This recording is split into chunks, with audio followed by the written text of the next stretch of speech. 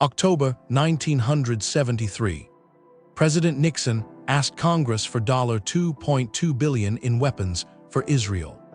By January 1974, crude oil had quadrupled.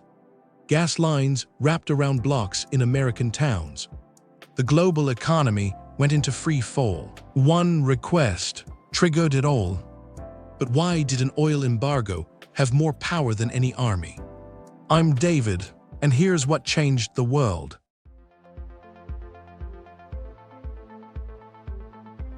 Before 1973, the world's oil was not really owned by the nations that pumped it. It was controlled by 7 Western corporations.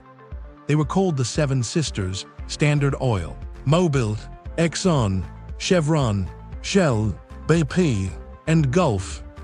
These weren't just companies, they were empires.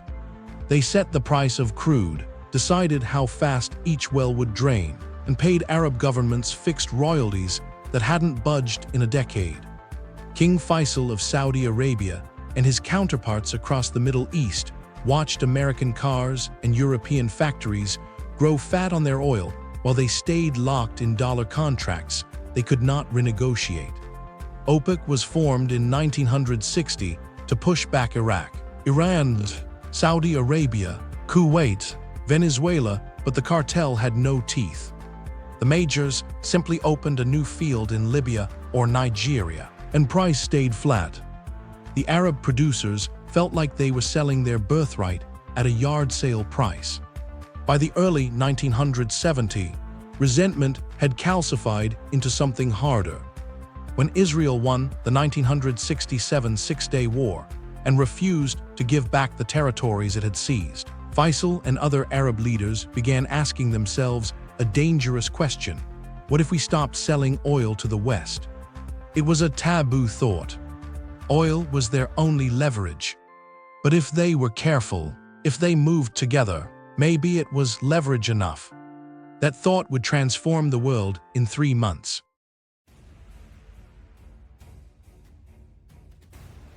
That thought came alive on October 6, 1973. Egypt and Syria launched a surprise military assault on Israel to retake territories lost in 1967. The Yom Kippur War caught Israel off guard. Tanks and infantry poured across the Suez Canal at dawn. For the first time, Arab armies seemed to be winning. In Washington, President Nixon watched the same intelligence. At first he held back, hoping for a ceasefire. But by October 12, Soviet airlifts to Egypt and Syria were confirmed, and Israeli commanders radioed that, without immediate American weapons, they would lose. Nixon made a decision. He authorized Operation Nickel Grass, an emergency airlift that would deliver 28,000 tons of military equipment to Israel. Helicopters, tanks, anti-tank missiles, ammunition. It was the largest airlift since the Berlin blockade. But Nixon didn't just send the weapons quietly. On October 19, he asked Congress for $2.2 billion in emergency military aid, more than double what Israel itself had requested. It was a statement. It was an insult. In Riyadh, King Faisal read that number and felt the betrayal land. Just days earlier, Nixon had sent Faisal's foreign minister assurances of a fair Middle East peace. This $2.2 billion figure said otherwise. It said America's loyalty to Israel was absolute, no matter what promises were made to the Arabs. The same day, October 19, Arab oil ministers convened in emergency session. They voted to declare a complete embargo on oil shipments to the United States, the United Kingdom, and the Netherlands. The unspoken condition was brutal: stop supporting Israel, or the oil stops flowing. OPEC had pulled the trigger.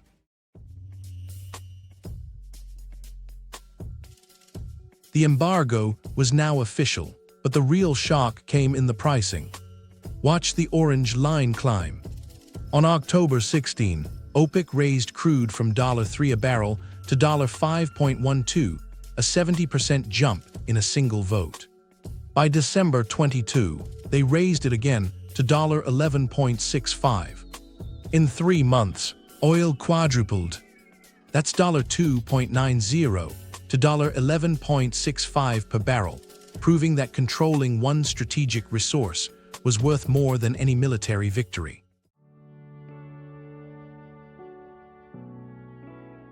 But an embargo is only as powerful as the men who enforce it. 3 men shaped what happened next, and their interests didn't always align. King Faisal of Saudi Arabia was the embargo's spiritual leader. He felt doubly betrayed by Nixon's $2.2 billion request and wanted not just an end to American support for Israel, but a full Israeli withdrawal from all occupied territories.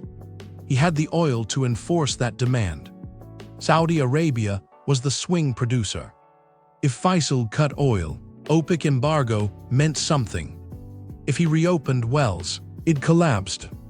Sheikh Yamani, Saudi Arabia's oil minister, was the architect who coordinated the embargo across 11 OPEC nations. He was the man in the room when OPEC voted on October 19, and he made sure the decision stuck.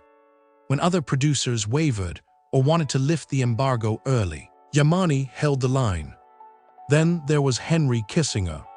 He was Nixon's national security advisor, soon to become Secretary of State, and he was the only Western official with the diplomatic credibility to negotiate an end to the embargo.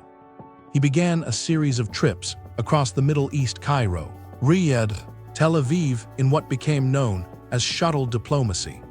His goal was simple: get Israel to give back enough territory to satisfy Faisal, so Faisal would lift the embargo. The problem was time. Every week the embargo held, Western economies shrank. Gas lines grew longer. Factories closed. There was no room to negotiate slowly. Kissinger moved with urgency that bordered on desperation.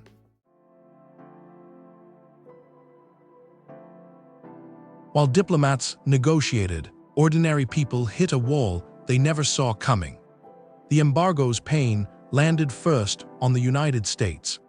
The American economy contracted 2.5% in 1973-74, the first recession in a decade. Unemployment jumped. Inflation soared. You probably know the image: gas station lines wrapped around blocks, some drivers waiting 5-6 hours to buy fuel. Gas stations ran out. People woke up early, sat in their cars in the cold, and prayed there would be enough fuel left when they reached the front. This wasn't a supply crunch, it was panic. For 20 years, Americans had believed oil was infinite and cheap. Gas cost 39 cents a gallon. Now it jumped to 53 cents. Then kept climbing. Panic buying set in. People stockpiled not just fuel but toilet paper, canned goods, anything that seemed scarce. Supermarkets started rationing. Japan suffered worse. Roughly 80% of its oil came from the Middle East. The price shock triggered a contraction of 1.2% in 1974, Japan's first post-war recession. Europe imposed 3-day workweeks to ration energy. Factories shut down on Mondays and Tuesdays. Workers stayed home. The embargo lasted only 150 days, but its economic wound ran deep. By January 1974, crude had cost the global economy an estimated $10-20 billion in lost output. Millions of jobs vanished. The word stagflation entered the dictionary, inflation and recession at the same time, a supposed impossible pairing that shouldn't exist. Yet there it was. Western economies were on their knees, and in that moment of desperation, one man saw an opening.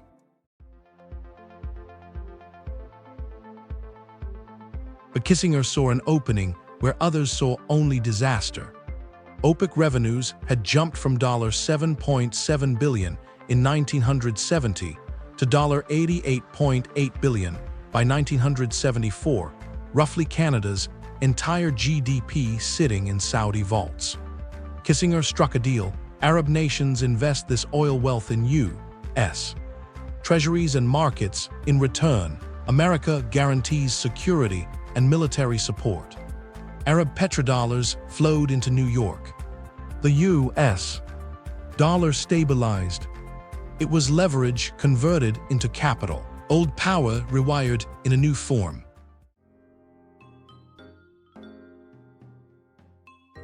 The embargo ended on March 18, 1974, but it left a mark that shaped energy policy for 50 years. Kissinger had brokered an Israeli-Egyptian disengagement agreement.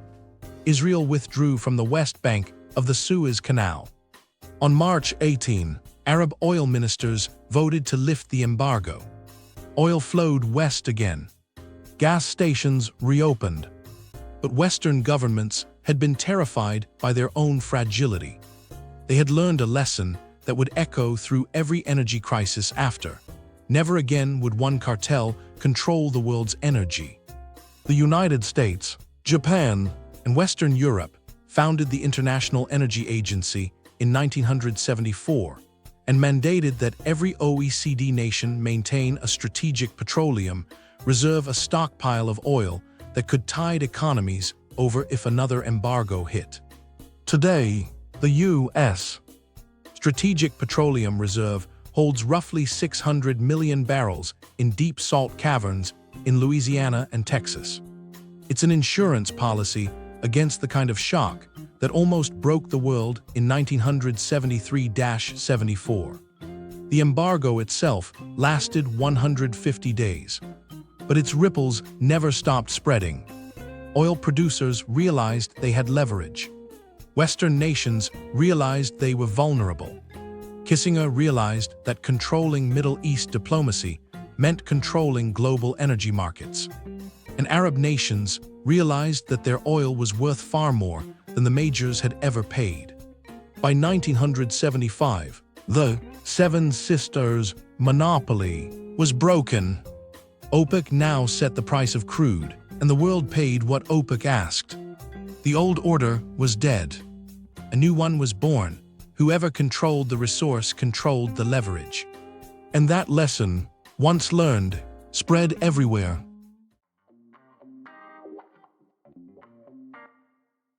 "50 years later, the exact same playbook is being used to reshape global power. China controls the rare earth minerals that go into every smartphone, every electric car, every wind turbine. Taiwan manufactures the world's advanced microchips. The Democratic Republic of Congo produces the world's cobalt, the metal that makes batteries. Australia exports critical lithium. Russia sells liquefied natural gas to Europe. Each of these nations or regions is doing what OPEC did in October 1973, controlling a resource so essential that the buyer has nowhere else to go. When China tightened rare earth export quotas in 2010, prices spiked.